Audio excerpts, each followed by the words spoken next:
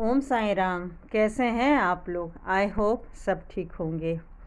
आज जो मैं आप लोग के साथ शेयर कर रही हूँ, सच में बहुत ही ज़्यादा इम्पोर्टेंट टॉपिक है कि सच में एक लेडीज़ ही लेडीज़ का बहुत ही अच्छा दोस्त होते हैं। मतलब एक दूसरे की केयरिंग होते हैं, एक दूसरे का भला चाहते हैं। जो लेडीज़ भी एक दूसरे के बारे में सोचते हैं, ज़रूरी नहीं को फैमिली में, भले वो आपकी फैमिली मेम्बर हो, चाहे वो घर के बाहर हो, चाहे कोई भी हो, एक लेडीज़ ही एक लेडीज़ के प्रॉब्लम को समझ सकती हैं।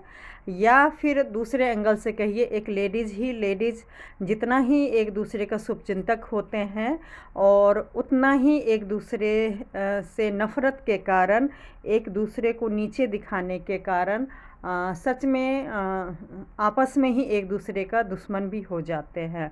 मतलब जेंट्स इतना नफ़रत शायद ना करे लेडीज़ से, लेकिन आपस में जो लेडीज़ हैं, गलतफ़हमी कहिए या कोई भी कारण कहिए, सच में एक दूसरे से बहुत ज़्यादा नफ़रत करते हैं।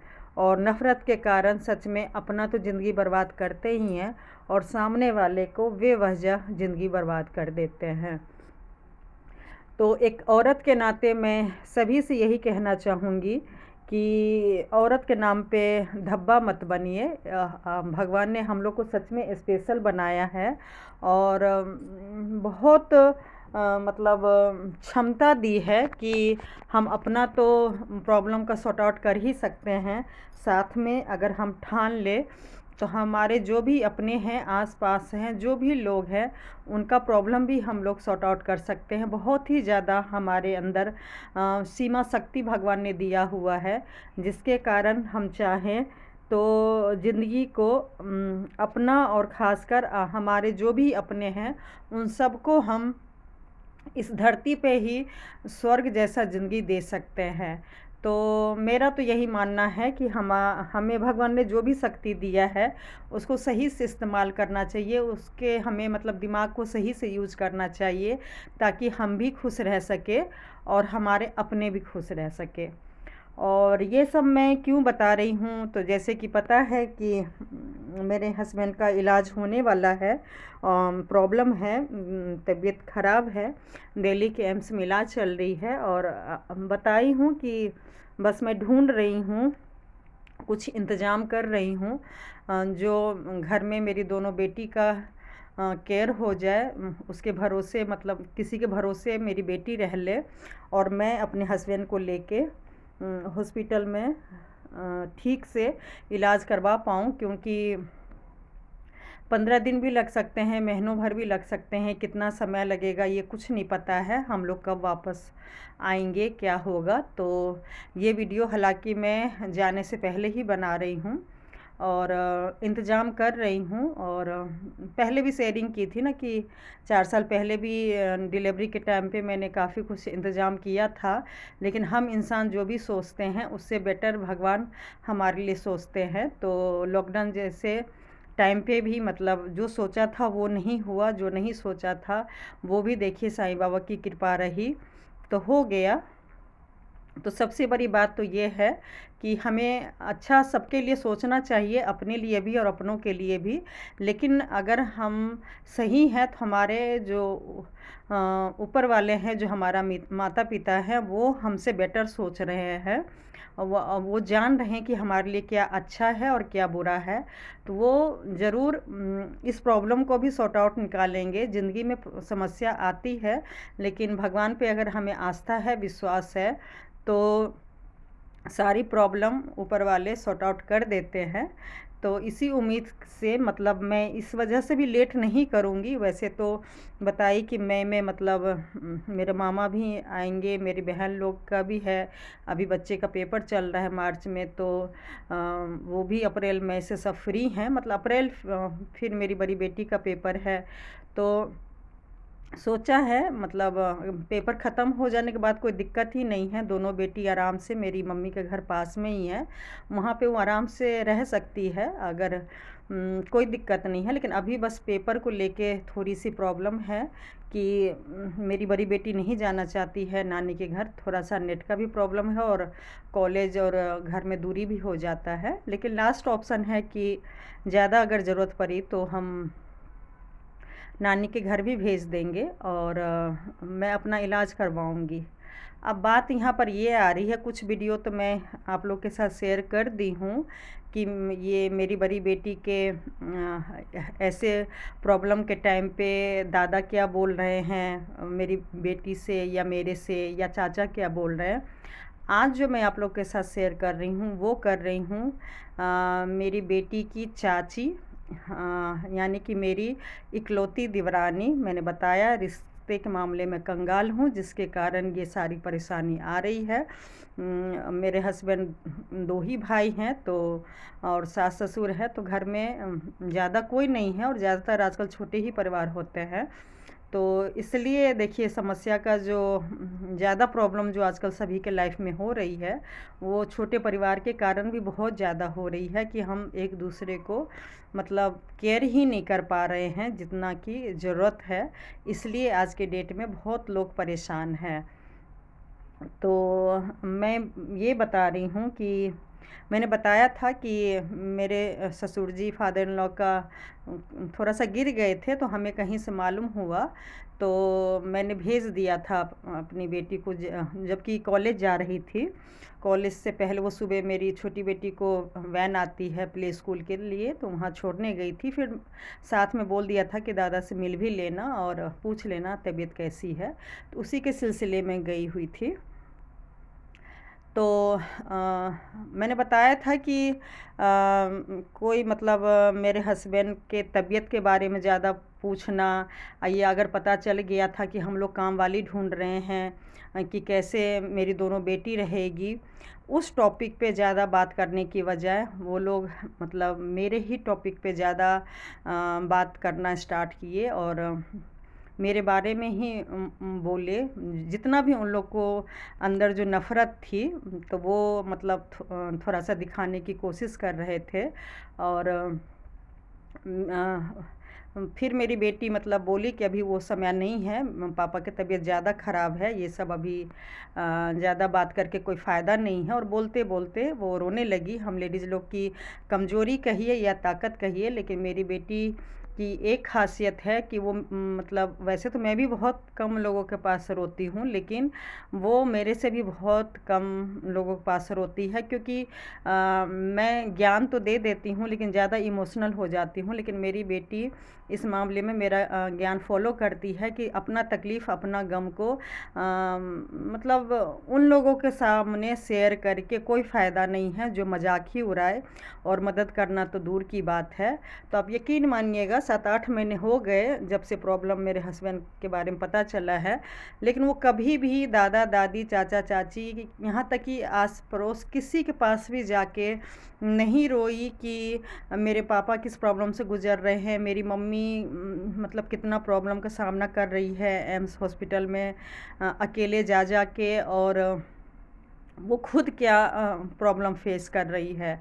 और रोती थी, मेरे सामने रोती थी, मैं उसके सामने रो लेती थी, लेकिन वो बाहर वाले किसी से भी मदद नहीं मांगी, जबकि हमें था प्रॉब्लम, हेल्प की ज़रूरत थी। लेकिन फिर भी हम और माँ बेटी यही कसम खाए थे कि हम लोग, कसम तो देखिए नहीं खाए हैं कि किसी से मदद नहीं लेंगे, क्योंकि कब किसकी ज़रूरत पड़ जाए देखिए ये कोई नहीं जानता है। और हमेशा मतलब किसकी क्या ज़रूरत पड़ जाएगी कुछ नहीं पता है। तो इसलिए मैंने वैसा कोई गलत कसम तो खाई नहीं है कि मैं किसी से मदद नहीं लूँगी। हाँ, जब ज़रूरत होगा तो ज़रूर मदद लूँगी, और लेकिन अभी तक ज़रूरत नहीं है। और भगवान देखिए, मैं भगवान के आगे बस यही कहती हूँ कि भगवान अगर हमें अपनों के सामने अगर झुकाते भी हैं हस्बैंड की ज़िंदगी के लिए, तो कोई दिक्कत नहीं है, अपने के सामने झुकना भी कोई बड़ी बात नहीं है। और मतलब कोई छोटी बात नहीं है। मतलब जब मुझे ज़रूरत पड़ेगी तो वो भगवान गवाह है, मेरे मोबाइल में सभी के नंबर है, आधी रात हो जो भी हो मैं मदद ज़रूर लूँगी। लेकिन अभी तक फ़िलहाल भगवान वो झुकने का मौका नहीं दिए हैं, तो इसलिए मैं नहीं झुकी हूँ। और हाँ, तो यही कह रही थी, ये सारा देखिए जो मैं घर दिखा रही हूँ ये सब थोड़ी सी कॉम्प्रोमाइज़ का नतीजा है। मुझे बड़ी बहू, एक अच्छी जेठानी, अच्छी भाभी, बड़ी मम्मी बनने का बहुत ज़्यादा शौक़ था। और 15 साल पहले मैं अपना ससुराल के फ्लैट को छोड़ के इस घर में आ गई थी, जो कि ये घर जो जितना अभी देख रहे हैं उस लायक भी नहीं था।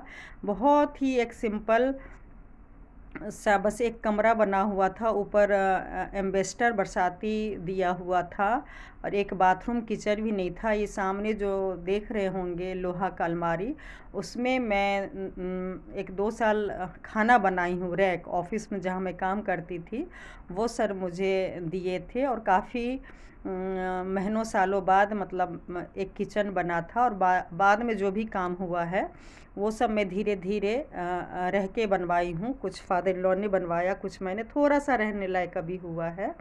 और बाकी तो देखिए बोल ही चुकी हूँ कि अब यहाँ से बस भगवान हस्बैंड को बुद्धि दे और हम जल्दी से जल्दी हम लोग निकले। तो वो तो खैर यहाँ जाने की बात की टॉपिक है, पहले तो ठीक हो जाए वही मकसद है।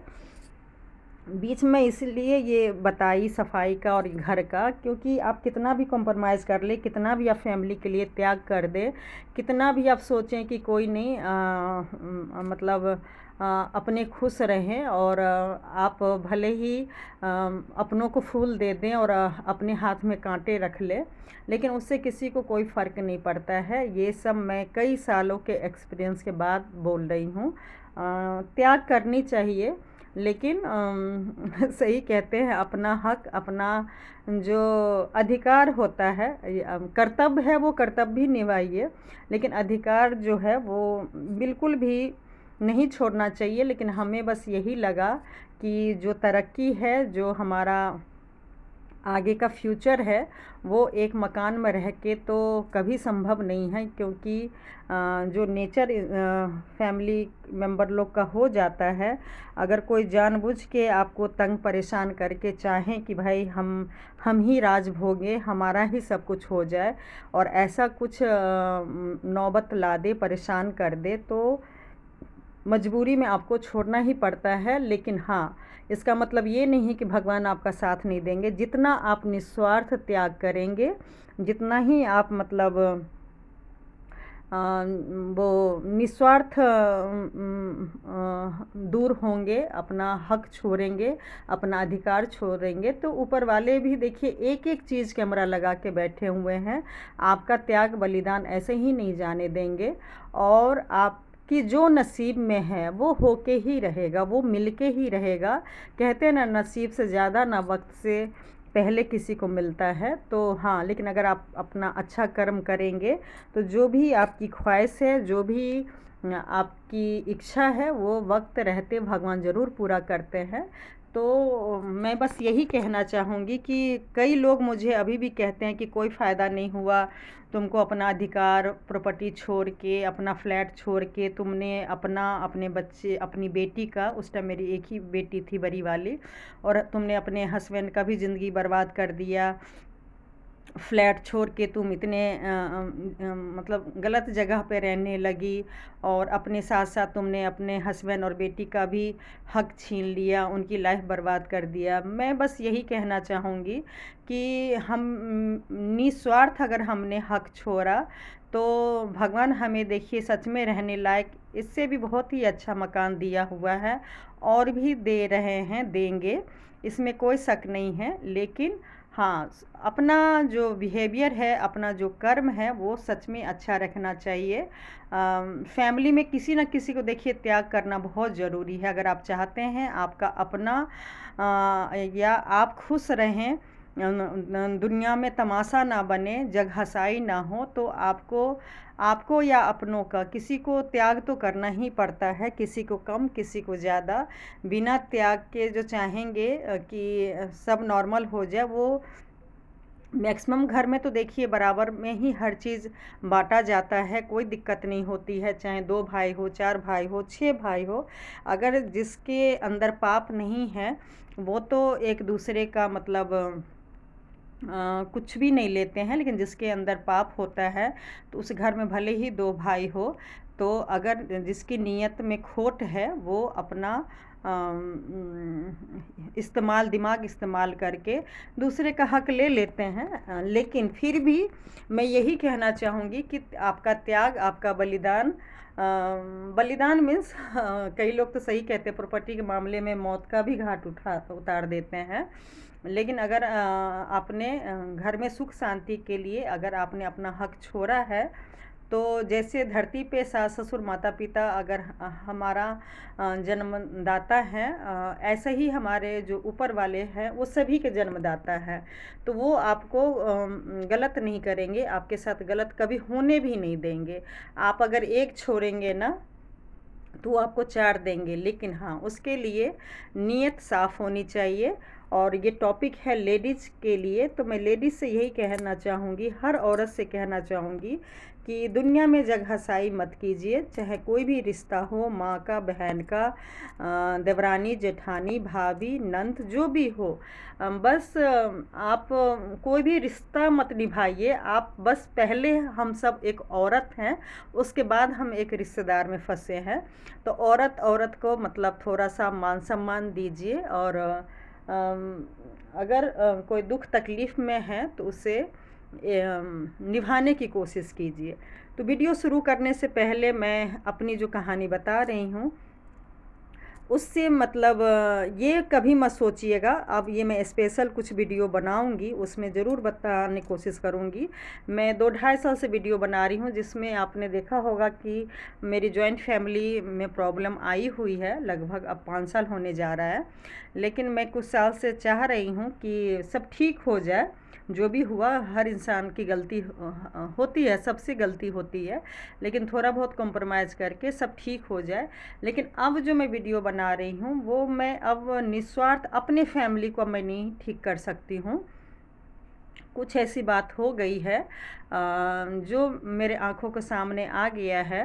मैं नफ़रत नहीं कर सकती हूँ औरों लोग की तरह, मैं किसी को बद्दुआ नहीं दे सकती हूँ, मैं कुछ भी नहीं करना चाहती हूँ। मैं बस अब चाहती हूँ कि मैंने बहुत टाइम इसमें दे दिया और अब मुझे बस अपना पर्सनल लाइफ थोड़ा सा देखना चाहिए, अपने बच्चे के बारे में सोचना चाहिए, अपने हस्बैंड के बारे में सोचना चाहिए, मुझे अपने बारे में सोचना चाहिए। जितनी तबीयत मेरी दूसरे के चक्कर में बर्बाद हो गई है, मतलब वो सब से अब मुझे थोड़ा दूर रहना चाहिए। तो मैं बहुत जल्दी मैं कोशिश करूँगी कि जल्दी से जल्दी मेरे हस्बैंड ठीक हो जाए और फिर मैं जो भी मेरा अपना इलाज पेंडिंग हो रखा है वो सब मैं ठीक करूं और जल्दी से जल्दी मैं अपना जो मेरा लाइफ में जो मकसद है, जो मेरा टारगेट है, वो मैं पूरा करने की कोशिश करूं। मैं भटक गई हूं, मैं कौन होती हूँ दुनिया को किसी को ठीक करने वाले। अगर सबको सब अपना अपना लाइफ जी रहे हैं, सबको लगता है कि हम सही हैं, तो अब मैं सरेंडर कर रही हूँ और मैं मान रही हूँ जो भी मेरे ससुराल वाले हैं सबके सब महान हैं। वो लोग बहुत ही ज़्यादा पुण्य आत्मा हैं, उन लोगों ने बहुत ही अच्छा कर्म किए हैं। जो अपने मतलब मेरी सास ससुर, मेरी देवर देवरानी, उनके दोनों बच्चे बहुत ही पिछले जन्म अच्छे कर्म किए होंगे, जो एक साथ रह के अपना अच्छे से ज़िंदगी जी रहे हैं। और अब मैं मानती हूँ कि मेरे हस्बैंड और मैं कुछ क्या बहुत बड़ा शायद पाप किए होंगे पिछले जन्म में, इस जन्म का तो याद नहीं है, और पिछले जन्म किए होंगे जो हम लोग के साथ ऐसा हो रहा है। लेकिन कोई बात नहीं। अब मैं जो शर्त लगाई हूँ, कभी भी अगर आपको अपने के बारे में जानना हो, कान के कच्चे मैंने कई टॉपिक बनाए, कान के कच्चे के कारण कई रिश्ते परिवार बर्बाद हो जाते हैं, लेकिन मैं सच में कान की कच्ची नहीं हूँ और उसके लिए मैंने बहुत समय लगा दिया इस फैमिली के लिए। और बहुत लोग मुझे देवरानी के बारे में बोलते रहे। आज मैं खासकर देवरानी के टॉपिक ला रही हूँ, बता रही हूँ, और मौका मिलेगा तो मैं कुछ टॉपिक ज़रूर क्लियर करूँगी, क्योंकि कई लोग, आप लोग भी फ्रेंड्स को लगता होगा कि शायद मैंने ऐसा कुछ लाइफ में काम ही नहीं किया होगा, मैंने देवरानी या ससुराल में किसी को कुछ ज़रूरत पड़ने पे मदद ही नहीं किया होगा। इसलिए वो हम लोग को चाहे मेरी देवरानी डिलीवरी के टाइम पे, या जो मेरा पिछले बार हाथ टूटा था, या 8 महीने से अभी मैं अपने हस्बैंड के बारे में जो बोल रही हूँ, तबीयत ख़राब है लेकिन फिर भी अगर सच में कान में रुई डाले हुए हैं तो ज़रूर मैंने या मेरे हस्बैंड ने गलत किया होगा। तो मैं ज़्यादा नहीं, मैं कुछ टॉपिक जो मेन है वो मैं लाने की ज़रूर मौका मिलेगा तो मैं कोशिश करूँगी। और बस थोड़ा सा क्लियर करके मैं बस अब भगवान से यही प्रार्थना कर रही हूँ कि यूट्यूब में अगर मुझे काम करना होगा तो मैं करूँगी, लेकिन बिना एग्जाम्पल के। मतलब मैं सही बोलूँ तो ससुराल वाले का नाम भी अब नहीं लेना चाहूँगी, क्योंकि जब सामने सारा चेहरा मुझे नज़र आ गया, बिना गलतफहमी के डायरेक्ट ही सब कुछ आ गया। क्योंकि अगर किसी के बारे में जानना तो भगवान से शर्त लगाइए, भगवान से कहिए कौन सही है कौन गलत है। मुझे बस डायरेक्ट चेहरा दिखा दे, डायरेक्ट बता दे, ताकि आपको इससे क्या होगा, आप गलत डिसीज़न नहीं लेंगे। सबसे बड़ी बात ये क्या है बताऊं, मान लीजिए मेरी देवरानी गलत नहीं है, मेरे देवर गलत नहीं है, मेरे ससुराल वाले गलत नहीं है, लेकिन कोई और मुझे अगर आके कान भर रहा है, बोल रहा है, और मैं अगर फिर गलत डिसीज़न लेती हूँ, यूट्यूब पे आके गलत बोलती हूँ, या रियल लाइफ में अगर मैं गलत करती हूँ एक औरत के नाते, ये टॉपिक ही है कि एक औरत का दुश्मन होता है, तो सही बोलूँ मैं शुरू से वो औरत नहीं बनना चाह रही हूँ, और आगे भी मुझे बनने का कोई भी ख्वाहिश नहीं है। ना मुझे इस टॉपिक से मुझे कोई बड़ा यूट्यूबर बनना है। हाँ, जो गलत है वो मैं ज़रूर बोलूँगी गलत है, लेकिन मैं सही बोल रही हूँ, मैं जानबूझ के पाप नहीं करना चाहूँगी। तो कई लोग मुझे बोलते थे देवरानी के बारे में, लेकिन मुझे बस यही लगता था कि शायद हमारा परिवार टूटा हुआ है और उसको तोड़ने के लिए कई लोग बोलते हैं, तो इसलिए मैं इतना विश्वास नहीं करती थी। लेकिन अब कुछ ऐसा हुआ है, बिल्कुल डायरेक्ट मेरे सामने ही बात हुआ है, और हस्बैंड का टॉपिक तो खैर छुपा ही नहीं है। मैंने पहले भी बोला, मुझे इस टॉपिक से कोई मैं यूट्यूबर नहीं बन गई हूँ, मैं सिर्फ हस्बैंड के लिए चाहती थी। लेकिन खैर अब चलिए, अब इतना लेट हो गया है कि सच बोलूँ अब मेरे हस्बैंड भी नहीं चाहते कि वो फैमिली से मिले या फैमिली के साथ खाए, या जो भी है, मतलब जो नॉर्मल लाइफ पहले था। क्योंकि पहले क्या था, मेरे हस्बैंड मुझे छोड़ के, कि मैं कहानी बताई थी, फिर बताऊंगी आगे, कि मैं अपने आप को साइड कर ली थी, और मेरी बेटी और मेरे हस्बैंड ससुराल से अच्छे रिश्ता बना के रखे हुए थे, और मैं बिल्कुल साइड रहती थी। अब मेरे हस्बैंड को भी फ़र्क नहीं पड़ता था और मुझे भी नहीं फ़र्क पड़ता था। मैं सोचती थी कि सब लोग अपना अच्छे से रहे, कोई दिक्कत नहीं है। लेकिन अब शायद मेरे हस्बैंड को भी लग रहा है, शायद नहीं, यकीनन लग रहा है कि सच में मैंने ससुराल में जितना पूरा टाइम दिया, जिस तरीके से मैंने समय बिताया, वो अब रहने मतलब अब कहते हैं ना कभी तो पति आपको समझेगा ही। कई टॉपिक है सोशल मीडिया पे कि पति समझते ही नहीं है, ससुराल में उसी औरत का मान सम्मान या पूजा जाता है जिसका पति, मतलब भले ही पत्नी गलत हो लेकिन पति साथ दे। तो इस मामले में मेरी किस्मत ख़राब कहिए अच्छा कहिए, खैर मैं ये भी नहीं चाहती हूँ कि मैं गलत हूँ और मेरा पति साथ दे, वो कोई भी औरत को नहीं सोचना चाहिए। और इसलिए कहती हूँ ना, औरत के दुश्मन हो जाते, खुद तो दुश्मन हो ही जाते हैं, और वो घर में जो भी जेंट्स होते हैं या उनके रिलेटिव आस पड़ोस जो भी है, सभी को मतलब एक औरत चाल चल के सामने वाले के खिलाफ़ इतना भड़का देते हैं कि वो सभी को मतलब कठपुतली बना देते हैं। और सच में औरत में बहुत ज़्यादा दिमाग होता है ये सब के मामले में, कि वो चाहे तो घर बसा भी दे और चाहे तो वो घर ज़िंदगी बर्बाद कर दे। तो ऐसा नहीं होना चाहिए। और मेरे हस्बैंड बस अब नहीं चाहते, तो इसलिए अब मैं भी अब सरेंडर कर रही हूँ। आगे से अब जब तक हम लोग का ज़िंदगी रहेगा तो तो मैं तो देखिए बिल्कुल भी कोशिश नहीं करूँगी। और वैसे तो कई कारण हैं। और उस दिन हाँ, बता रही थी कि मेरी बेटी रोने लगी, तो जिसकी चाची है वो चुप कराने लगी और बोली कि मुझे आप दोनों बहन से भी कोई प्रॉब्लम नहीं है, जेठ जी शायद मतलब मेरे हस्बैंड से भी प्रॉब्लम नहीं है, सिर्फ आपकी मम्मी से प्रॉब्लम है। और मतलब आप लोग मतलब सही हैं। बाकी देखिए कॉलेज जाना था, और सही बोलूँ मैं ये सब के बारे में ना बेटी को ज़्यादा पूछती हूँ और ना वो बताती है, क्योंकि हम नहीं चाहते कि वो एक प्रॉपर लेडीज़ बने। लेकिन पता नहीं क्यों बार बार बोलूँगी कि कोई भी प्रॉब्लम हो बच्चे को बीच में शामिल नहीं करे। कुछ भी है या तो आप डायरेक्ट बात कीजिए बड़े लोग, नहीं तो मत कीजिए। जैसा चल रहा है वैसे ही चलने दीजिए। और मदद करनी है तो ठीक, नहीं करनी है तो ठीक। वो तो देखिए मैं हॉस्पिटल में रहूँगी, कितना दिन रहूँगी। और ख़ासकर सही बोलूँ तो पेपर का एक बहाना है। मैं भी सच में भगवान को बिल्कुल शर्त लगा रखी हूँ कि इस बार तो मुझे देवरानी के, सास के, ससुराल के जितने भी मेंबर हैं सबका एक एक चेहरा दिखा दीजिएगा। और थोड़ा रिस्क होगा भी, मेरी बेटी अकेले रहेगी, लेकिन फिर भी मुझे बस अब देखना है कि मैं किसके लिए इतना समय बर्बाद की हूँ, या मेरे हस्बैंड जो मुझे छोड़ के अपने घर वाले को इम्पोर्टेंट दिए हैं, समय दिए हैं और बहुत वैल्यू दिए हैं अपने घर वाले को, आज भी दे रहे हैं। तो बस मेरे हस्बैंड भी देखे कि जब हम दोनों बेटी को छोड़ के जाएंगे तो मतलब सच में जो मेरी देवरानी बोली है कि वो मेरी बेटी के साथ है। बस मैं बोली कोई बात नहीं। मेरी जब बेटी बोली मैं बोली कोई नहीं, मेरे लिए सब बराबर है, तुम लोग को अगर केयर कर दे।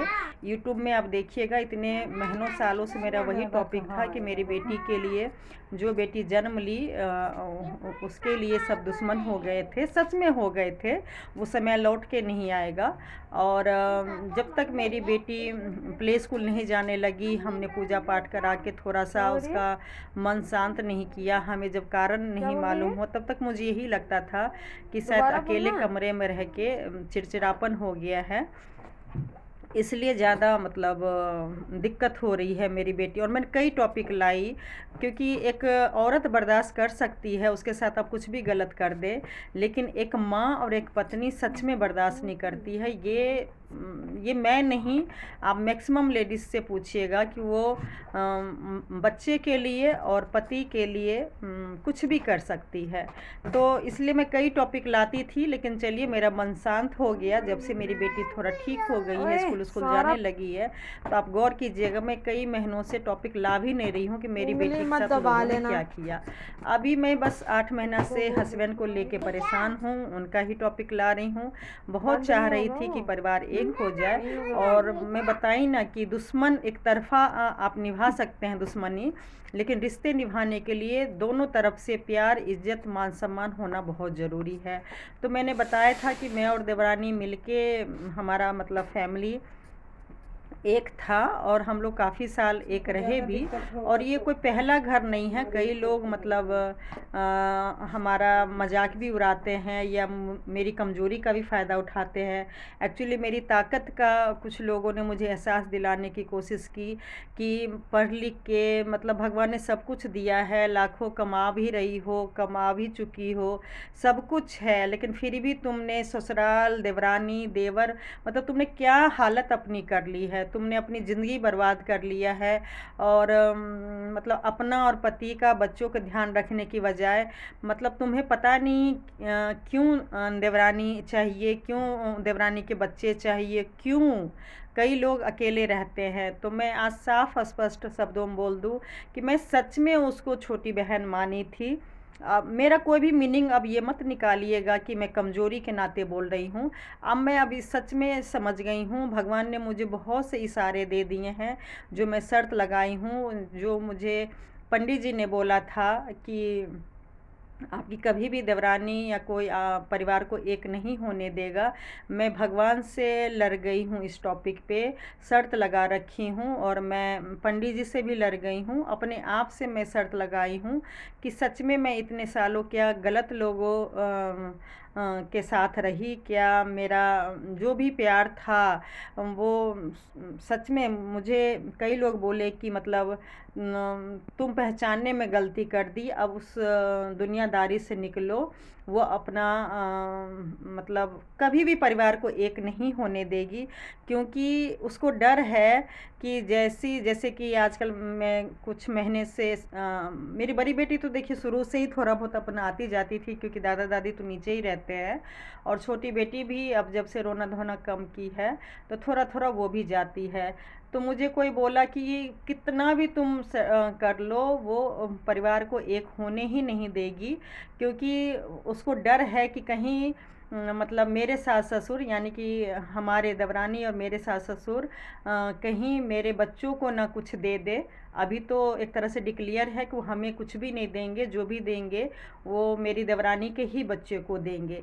तो डर है वो लोग को कि कहीं हमारे बच्चे को या मेरे हस्बैंड को ना दे दे इस बीमारी के बहाने या मेरे बच्चों के बहाने। तो इसलिए वो परिवार को तो कभी भी, भले ही मतलब मेरे हस्बैंड को कुछ हो जाए, वो इस परिवार को एक नहीं होने देगी। और ये मुझे कई महीनों से लोग बोल के रखा हुआ था, लेकिन खैर चलिए, सही में बहुत ज़्यादा लेट हो गया, बहुत टाइम यहाँ पर आ गया है। अब तो बस अब कहते हैं ना, रिजल्ट की घड़ी आ गई है। और ये शिव जी की पूजा मैं कर रही हूँ, आप सभी से मैं प्रार्थना कर रही हूँ, जो भी मेरे फ्रेंड होंगे, भले ही मेरे ससुराल वाले या जो जो लोग भी मान लीजिए मेरा बुरा चाहते हैं, कि मैं इसमें सक्सेस ना हूँ या मेरे हस्बैंड रहे या ना रहे, सच में किसी को नहीं फ़र्क पड़ता है। मैं कई वीडियो लाने की कोशिश करूँगी प्रूफ के साथ कि सच में मेरे हस्बैंड रहे या नहीं रहे, किसी को नहीं फ़र्क पड़ता है। आज अगर मान लीजिए मेरी देवरानी मेरी बेटी का आंसू पोंछ रही है, तो मैं आपको बता दूं 5 साल पहले भी उसी की वजह से मैं और मेरी बेटी, मेरा परिवार परेशान है। वो सब मैं धीरे धीरे टॉपिक लाऊंगी। और मेरी बेटी उन दिनों 10th क्लास में थी, और जो भी प्रॉब्लम हुआ उसका 10th क्लास से स्टार्ट हुआ। और फिर डिलीवरी के बाद भी मतलब सोचिए, जो मेरी देवरानी को करना चाहिए था वो मेरी बेटी, बड़ी बेटी ने मुझे संभाला। 17 साल की वो थी। फिर हाथ टूटने में सारा कहानी तो आपको पता ही है। और अभी जितना मैं परेशान रही हूँ, तो उसके बावजूद भी अगर वो मेरी बेटी को कह रही है और आंसू पोंछ रही है, तो सही बोलूँ, एक लेडीज़ के नाते बोलूँगी कि आंसू देने वाले आंसू क्या पोंछेंगे। और अगर सही बोलूँ, वो कहती है कि मैं आपके साथ हूँ, आपकी मम्मी के साथ कभी नहीं दूंगी, तो इनडायरेक्टली सही बोलूँ वो मेरे साथ गलत नहीं कर रही है, वो मेरी दोनों बेटी के साथ उसने गलत किया, और बोल रही है कि मैं उसके साथ हूँ ना। आज जो भी परेशानी हुआ, मैं तो देखिए किसी तरह मेरा टाइम निकल गया डिलीवरी का, लेकिन पढ़ाई के साथ साथ काम किसको करना पड़ा, मेरी बड़ी बेटी को। हाथ टूटा, उसकी दादी सब लोग पूछते थे, कॉलेज जाती हो, क्या खा के जाती हो, कैसे खाती हो, पूछ सभी रहे हैं, लेकिन अगर मदद के नाम पे बोलेंगे तो जीरो। और ये सब ऊपर नीचे, सही बोलूँ पता नहीं मेरे हस्बैंड को किस चीज़ का उनको ऊपर रह के इंतज़ार था कि ये फैमिली एक होगी। नहीं, जो जानबूझ के चाह रहे हैं कि भाई कभी गलती से भी नीचे ना आए, कभी ये फैमिली एक ना हो जाए, वो क्या मतलब चाहेंगे कि मतलब फैमिली एक हो जाए। और बच्चे के लिए मतलब मैं वही कहना चाह रही हूँ कि मेरी बेटी ने तो कुछ इस जन्म में नहीं बिगाड़ा, लेकिन चाची बहुत अच्छा अनोखा रिश्ता था, झूठ नहीं बोलूँगी। तैयार करना, मेकअप करना, जब मैं तो ऑफिस जाती थी, पार्टी उटी में जाना होता था, तो अपनी बेटी को भी, मेरी बेटी को भी, मतलब सब कुछ अच्छा।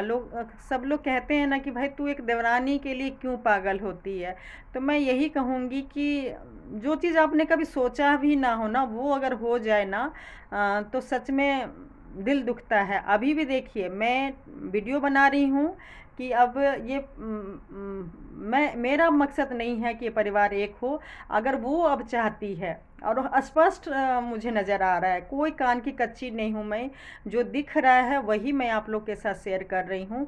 तो भगवान के आगे आगे हूँ, मैं भी अब यही कसम खा रही हूँ, कोशिश कर रही हूँ, नफ़रत से नहीं, मैं मेडिटेशन करके उसको अब भूलने की कोशिश कर रही हूँ, बहुत कुछ कर रही हूँ। और हस्बैंड के इलाज हो जाएंगे तो मैं शेयर भी करूँगी कि अगर कोई आपके अपने गलत करे, धोखा दे, छल करे, और या बिल्कुल ही आपकी ज़िंदगी से अलग हो जाए, या आपसे अति नफ़रत करे, चाहे जिए या मरे कोई फ़र्क नहीं पड़ता है, तो ऐसे इंसान को भूलने में क्या क्या मदद करेगा वो मैं सारा आप लोग के साथ शेयर करूँगी, बिना एग्जाम्पल के। मैं कुछ एग्जाम्पल टॉपिक देने के बाद मैं अपनी ज़िंदगी को कैसे आगे लेके जा रही हूँ, अपनों को भूल के, वो भी नफ़रत नहीं, बिल्कुल भी नफ़रत नहीं करना है। और मैं अपनी बेटी को भी सिखा रही हूँ कि कभी नफ़रत नहीं करना। अब खुशी में तो देखिए पहले भी 5 साल से नहीं जा रहा है, लेकिन अब खुशी में या त्यौहार में भी मैं प्रणाम करने के लिए भेज दिया करती थी।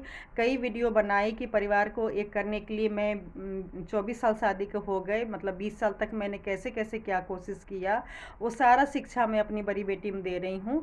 लेकिन अब मैं खुद ही चाह रही हूँ, क्योंकि जब मान लीजिए दादा दादी भी सपोर्ट नहीं कर रहे हैं, दादा दादी या ऐसे टाइम पे भी अगर मान लीजिए भले ही भाई वो माँ की तरफ मेरी बेटी देख रही है, मैं कितनी परेशान हूँ जॉइंट फैमिली को लेके, मेरे साथ क्या क्या हुआ है, कौन क्या बोला है किया, उसको एक एक चीज़ पता है।